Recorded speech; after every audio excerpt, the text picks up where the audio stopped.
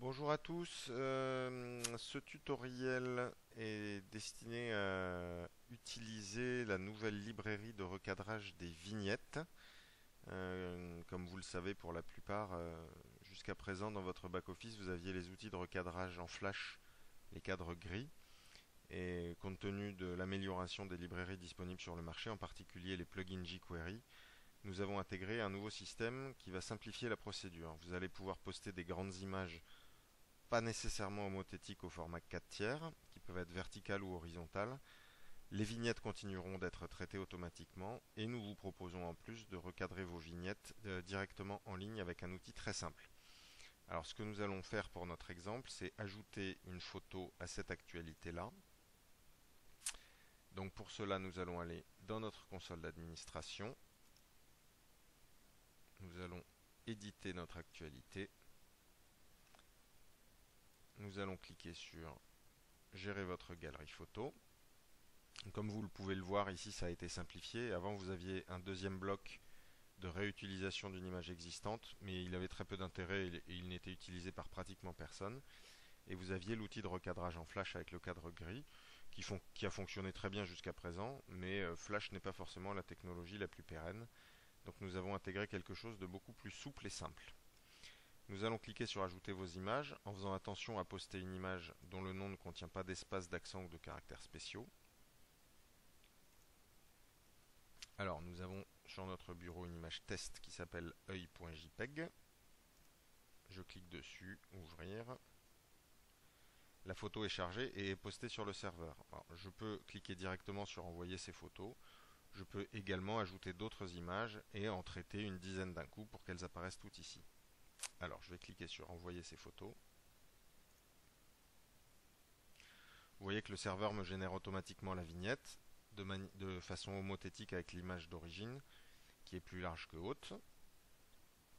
Alors c'est là que c'est intéressant, c'est que maintenant je vais pouvoir aller cliquer sur mon bouton vignette pour la recréer. J'arrive sur cet écran où j'ai l'intégralité de mon image grand format et c'est là que je vais pouvoir la recadrer.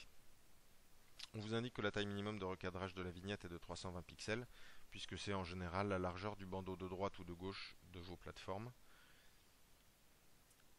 Vous n'avez qu'à sélectionner à la souris la zone que vous voulez recadrer. Donc vous voyez par exemple ici je vais recadrer l'œil de manière assez serrée. Alors pour l'instant, appliqué aussi à la grande image non réversible, je vais laisser sur non, je vous expliquerai après comment ça fonctionne. Je vais cliquer ici sur créer la vignette. Et vous voyez qu'ici mon image a été recadrée proprement autour de l'œil. On indique si l'ancienne vignette apparaît toujours, pressez F5 pour rafraîchir la page. Il peut arriver qu'avec certains navigateurs, ce soit encore l'ancienne vignette qui soit affichée puisqu'elle est dans votre cache. Alors, je vais aller la placer en premier. Je valide ce nouvel ordre. Je vais donc retourner ici sur mon actualité, faire F5. Vous voyez que maintenant, c'est la nouvelle vignette qui apparaît. Et quand je vais cliquer dessus, je vais continuer de faire apparaître le grand format tel que je l'avais posté à l'origine. Alors ce qui est intéressant, c'est que si le format que j'avais posté à l'origine ne me convient pas, je peux également le recadrer de cette manière. Je ferme ma pop-up. Je reviens sur ma console d'administration. Je vais recliquer sur Vignette. Comme vous pouvez le voir, comme pour l'instant je n'ai pas affecté le recadrage au grand format, c'est toujours l'image d'origine qui apparaît ici. Je vais prendre un cadrage relativement large. Je vais cliquer ici sur Oui, créer la vignette. Donc là il m'a refait ma vignette avec mon cadrage un petit peu plus large. Et cette fois-ci, si je clique sur Vignette, je vois bien que je n'ai plus que l'image que je viens de recadrer et je n'ai plus la grande image d'origine. Donc ça c'est irréversible. Si vous souhaitez revenir à l'ancienne, vous devez supprimer cette photo et la reposter. Si maintenant je reviens sur le site, je vais actualiser ma page. Donc là j'aurai mon cadrage un petit peu plus large. Voilà.